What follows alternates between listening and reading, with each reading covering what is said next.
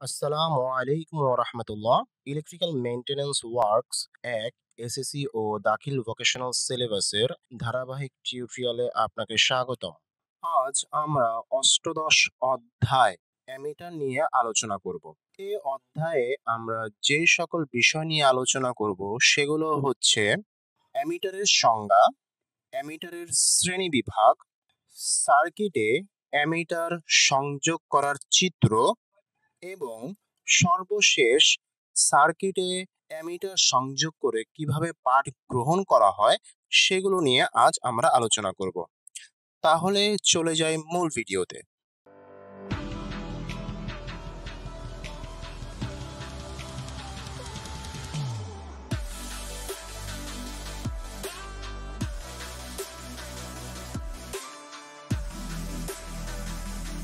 অ্যামিটারের সংজ্ঞা। অ্যামিটার একটি বৈদ্যুতিক পরিমাপক যন্ত্র, সেটা আমরা জানি। এই যন্ত্রের সাহায্যে কোনো সার্কিটে প্রবাহিত বৈদ্যুতিক কারেন্ট পরিমাপ করা হয়। অ্যামিটার দিয়ে যে বৈদ্যুতিক কারেন্ট পরিমাপ করা হয় সেটা আমরা প্রিভিয়াস ভিডিওতে দেখেছি। যদি আপনি না দেখে থাকেন তাহলে অবশ্যই প্রিভিয়াস ভিডিওটি দেখে নিন। তাহলে অ্যামিটার হচ্ছে কি একটি বৈদ্যুতিক পরিমাপক যন্ত্র, যার সাহায্যে কি সার্কিটে প্রবাহিত বৈদ্যুতিক কারেন্ট পরিমাপ করা হয়। যে যন্ত্রের সাহায্যে বর্তনীর কারেন্ট সরাসরি অ্যাম্পিয়ার এককে পরিমাপ করা হয় তাকেই অ্যামিটার বলে।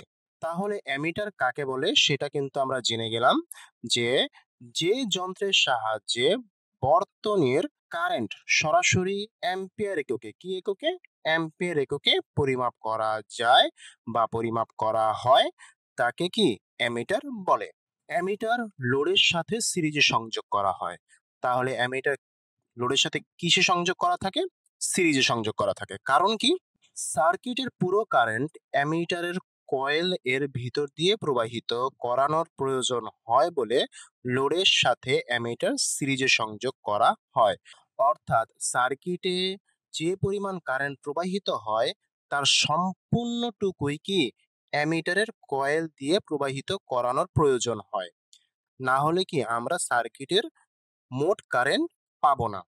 যেহেতু সার্কিটের সম্পূর্ণ কারেন্ট অর্থাৎ মোট কারেন্ট এই অ্যামিটারের কয়েল দিয়ে প্রবাহিত করানোর প্রয়োজন হয়, তাই এই অ্যামিটার লোডের সাথে সিরিজে সংযোগ করা হয়। এছাড়াও অন্য একটি কারণ হলো যে অ্যামিটারের রেজিস্ট্যান্স খুব কম থাকে, তাই লোডের সাথে অ্যামিটারকে সিরিজে সংযোগ করা হয়।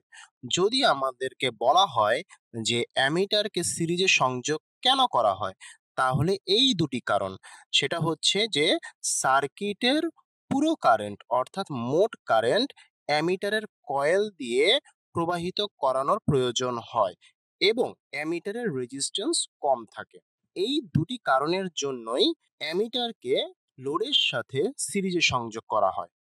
এখন আমাদের প্রশ্ন হলো, যদি অ্যামিটারকে আমরা সিরিজে সংযোগ না করে প্যারালালে সংযোগ করি তাহলে কি সমস্যা হতে পারে? অ্যামিটারকে যদি লোডের আড়াআড়িতে অর্থাৎ প্যারালালে সংযোগ করা হয় তাহলে কি অ্যামিটারটি পুড়ে যাবে। কারণ হচ্ছে সার্কিটের সমস্ত ভোল্টেজ অ্যামিটার পাবে। কারণ কি? যদি অ্যামিটার প্যারালালে সংযুক্ত থাকে তাহলে কি সার্কিটের মোট ভোল্টেজ অ্যামিটারের আড়াআড়িতে প্রবাহিত হবে। যেহেতু অ্যামিটারের রেজিস্ট্যান্স খুবই কম, সেহেতু কি ওই রেজিস্ট্যান্স পূর্ণ ভোল্টেজ পেয়ে অ্যামিটারটি পুড়ে যাবে। তাহলে অ্যামিটার যদি লোডের সাথে আড়াআড়িতে বা প্যারালালে সংযোগ করা হয় তাহলে কি অ্যামিটারটি পুড়ে যাবে। কারণ কি? কারণ হচ্ছে অ্যামিটারের রেজিস্ট্যান্স খুবই কম থাকে, যার ফলে সার্কিটের সমস্ত ভোল্টেজ যখন ওই অ্যামিটারের খুবই কম রেজিস্ট্যান্সের আড়াআড়িতে বসবে তখন ওই রেজিস্ট্যান্সটি পুড়ে যাবে। বিভিন্ন রেঞ্জের অ্যামিটার আছে। বাংলাদেশে আমরা বাজারে বিভিন্ন রেঞ্জের অ্যামিটার পেয়ে থাকি। যেমন কম মানের কারেন্ট মাপার জন্য ৫ ampere, ১০ ampere, ১৫ ampere, ২০ ampere, ৩০ ampere ইত্যাদি। যদি আমাদের কারেন্টের মান কম থাকে তাহলে সেই কম মানের কারেন্ট মাপার জন্য আমরা সাধারণত 5 অ্যাম্পিয়ার, 10 অ্যাম্পিয়ার, 15 অ্যাম্পিয়ার, 20 অ্যাম্পিয়ার এবং 30 অ্যাম্পিয়ার ইত্যাদি রেঞ্জের অ্যামিটার ব্যবহার করে থাকি। যদি কারেন্টের পরিমাণ বেশি হয় তাহলে কি? বেশি মানের কারেন্ট পরিমাপ করার জন্য ক্লিপ অন মিটার ব্যবহার করা হয়। যদি আমাদের সার্কিটের কারেন্টের পরিমাণ বেশি হয় তাহলে আমরা সাধারণত ক্লিপ অন মিটার ব্যবহার করে থাকি। ক্লিপ অন মিটারটি দেখতে এইরকম, যেটা আমরা প্রিভিয়াস ভিডিওতে দেখিয়েছি। বর্তমানে বাজারে ডিজিটাল অ্যামিটার বা ডিজিটাল ক্লিপ অন মিটার পাওয়া যায়, যার রেঞ্জ অনেক বেশি। এই মিটার দ্বারা 500 থেকে 1000 অ্যাম্পিয়ার পর্যন্ত কারেন্ট পরিমাপ করা যায়। আমরা বর্তমানে বাজারে যে সকল ডিজিটাল অ্যামিটার বা ডিজিটাল ক্লিপ অন মিটার পেয়ে থাকি সেগুলোর রেঞ্জ অনেক বেশি করে তৈরি করা হয়, যার দ্বারা আমরা 500 থেকে 1000 অ্যাম্পিয়ার পর্যন্ত সার্কিটের কারেন্ট পরিমাপ করতে পারি। অ্যামিটারের শ্রেণী বিভাগ গঠন অনুযায়ী অ্যামিটারকে বিভিন্ন ভাগে ভাগ করা যায়। 1. মুভিং আয়রন টাইপ এসি বা ডিসি পরিমাপের জন্য, অর্থাৎ মুভিং আয়রন টাইপ অ্যামিটার আছে। তার মধ্যে দুই ধরনের মুভিং আয়রন টাইপ অ্যামিটার পাওয়া যায়। একটা হচ্ছে আকর্ষণধর্মী মুভিং আয়রন টাইপ অ্যামিটার এবং অন্যটা হচ্ছে বিকর্ষণধর্মী মুভিং আয়রন টাইপ অ্যামিটার। এগুলো দ্বারা এসি এবং ডিসি উভয়ই পরিমাপ করা যায়। 2. Moving coil type AC DC পরিমাপের জন্য। এই মুভিং কয়েল টাইপ অ্যামিটার আবার দুই ধরনের। Permanent magnet moving coil type ammeter, যা কিনা শুধু ডিসির জন্য ব্যবহার করা হয়, এইটা এসির জন্য ব্যবহৃত হয় না। কোনটা?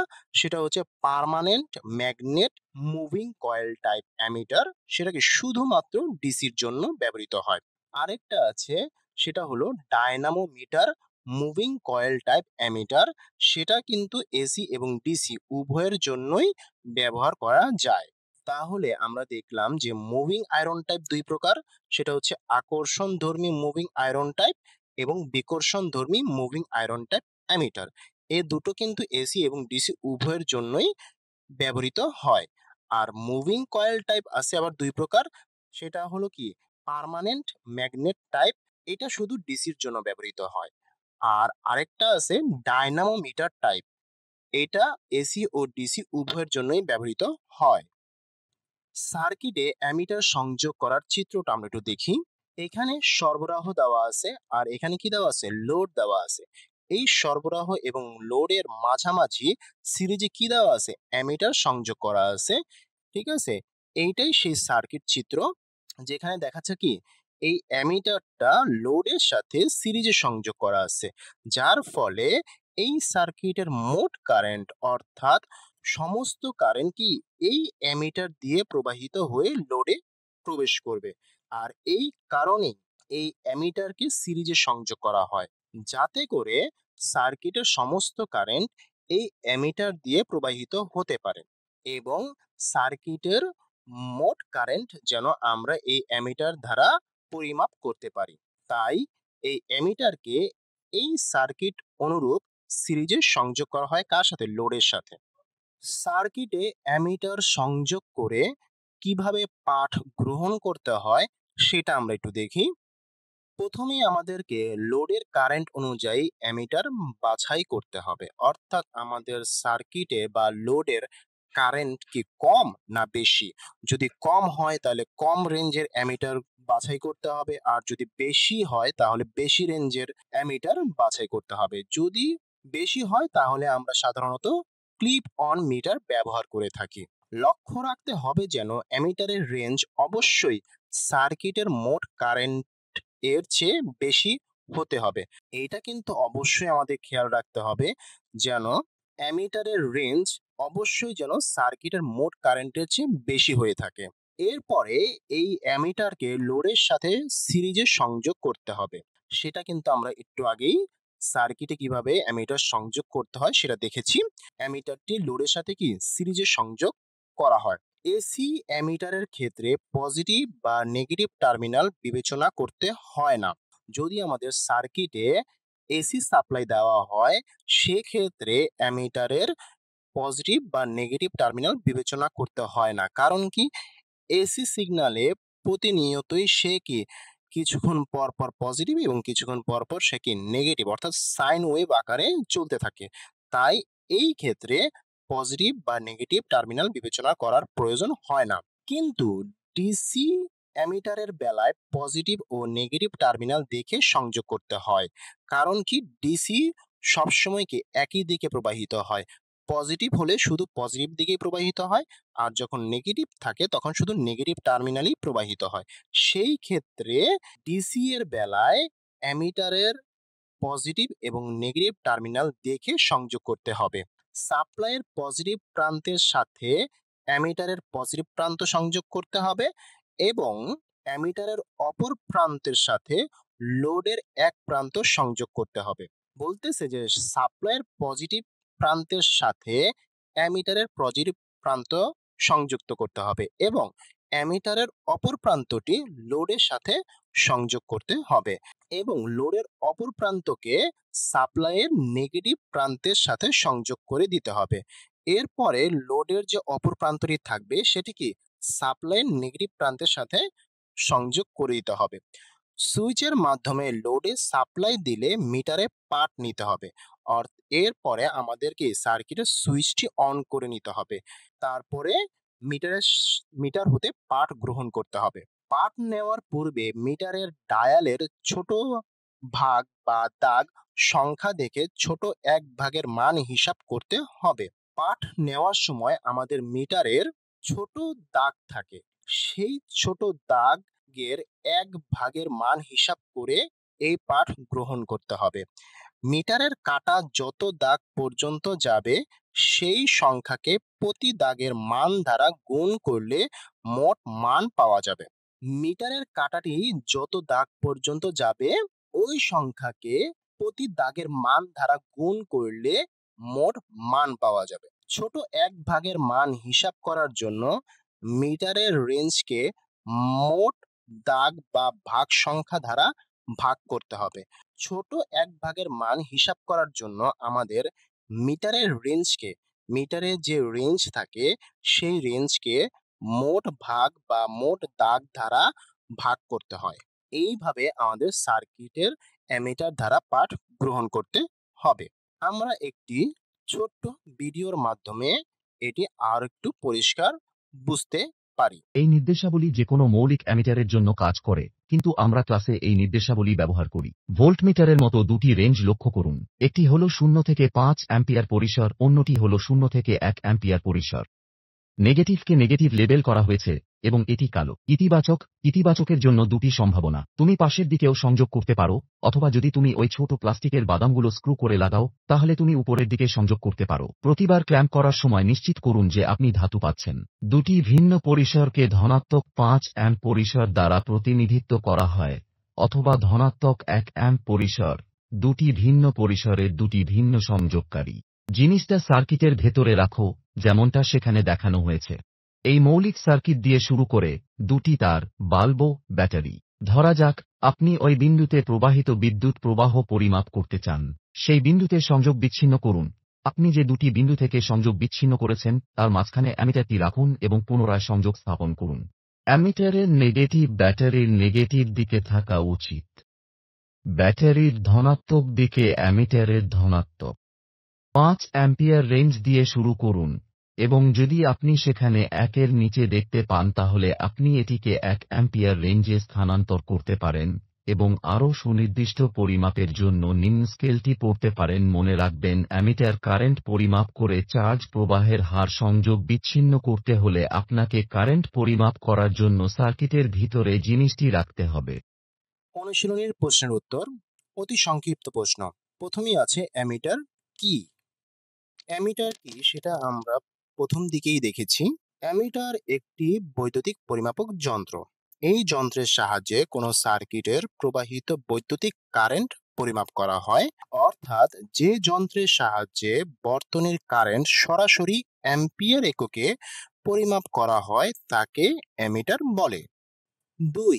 অ্যামিটার দিয়ে কি পরিমাপ করা হয়? এই প্রশ্নের উত্তর প্রথম দিকেই আছে যে অ্যামিটার দিয়ে সার্কিটে প্রবাহিত বৈদ্যুতিক কারেন্ট পরিমাপ করা হয়। ৩, অ্যামিটারকে লোডের সাথে কিভাবে সংযোগ করতে হয়? অ্যামিটারকে লোডের সাথে সিরিজে সংযোগ করতে হয়। সংক্ষিপ্ত প্রশ্ন, অ্যামিটারের শ্রেণীবিভাগ উল্লেখ করো। অ্যামিটারকে সাধারণত গঠন অনুযায়ী বিভিন্ন ভাগে ভাগ করা যায়। ১, moving iron type AC DC পরিমাপের জন্য, সেটা হচ্ছে ক, আকর্ষণধর্মী মুভিং আয়রন টাইপ অ্যামিটার, এবং খ, বিকর্ষণধর্মী moving iron type ammeter. ২, moving coil type AC DC পরিমাপের জন্য, ক, পার্মানেন্ট ম্যাগনেট টাইপ যেটা শুধুমাত্র ডিসির জন্য ব্যবহৃত হয়, খ, ডায়নামোমিটার টাইপ এসি ও ডিসি উভয়ের জন্যই ব্যবহৃত হয়। ২, অ্যামিটারকে লোডের সাথে সিরিজে সংযোগ হয় কেন? অর্থাৎ অ্যামিটারকে লোডের সাথে সিরিজে কেন সংযোগ করা হয় সেটা জানতে চাওয়া হয়েছে। অ্যামিটারকে লোডের সাথে সিরিজে সংযোগ করা হয় সেটা আমরা জানি, কারণ হচ্ছে সার্কিটের পুরো কারেন্ট অর্থাৎ মোট কারেন্ট অ্যামিটারের কয়েলের ভিতর দিয়ে প্রবাহিত করানোর প্রয়োজন হয় বলে এই অ্যামিটারকে লোডের সাথে সিরিজে সংযোগ করা হয়। তাছাড়া এই অ্যামিটারের রেজিস্ট্যান্স খুব কম, তাই এই অ্যামিটারকে লোডের সাথে সিরিজে সংযোগ করা হয়। ৩, অ্যামিটারকে লোডের সাথে প্যারালালে সংযোগ করলে কি ঘটতে পারে? অ্যামিটারকে লোডের আড়াআড়িতে বা প্যারালালে যদি সংযোগ করা হয় তাহলে সেই অ্যামিটারটি পুড়ে যাবে। ৪, সাধারণত কত কত অ্যাম্পিয়ারের অ্যামিটার পাওয়া যায়? বিভিন্ন রেঞ্জের অ্যামিটার আছে, যেমন কম মানের কারেন্ট মাপার জন্য 5 ampere, 10 ampere, 15 ampere, 20 ampere, 30 ampere ইত্যাদি। যদি মান বেশি হয়, মানে কারেন্টের মান যদি বেশি হয়, তাহলে সাধারণত আমরা ক্লিপ অন মিটার ব্যবহার করে থাকি। বর্তমানে বাজারে ডিজিটাল অ্যামিটার বা ডিজিটাল ক্লিপ অন মিটার পাওয়া যায়, যার রেঞ্জ অনেক বেশি। এই মিটার দ্বারা 500 থেকে 1000 অ্যাম্পিয়ার পর্যন্ত কারেন্ট পরিমাপ করা যায়। রচনামূলক প্রশ্ন, অ্যামিটার কাকে বলে? সার্কিটে লোডের সাথে অ্যামিটারের সংযোগ চিত্র অঙ্কন করো।